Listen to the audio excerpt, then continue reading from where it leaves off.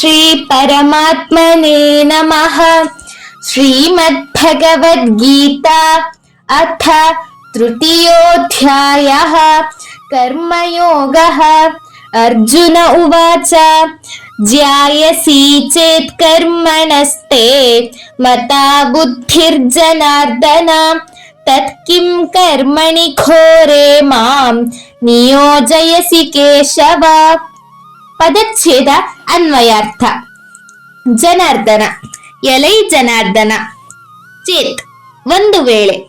ಕರ್ಮಣಃ, ಕರ್ಮಗಳಿಗಿಂತ. ಬುದ್ಧಿ, ಜ್ಞಾನವು. ಜ್ಯಾಯಸಿ, ಶ್ರೇಷ್ಠ. ತೇ, ನಿನ್ನ.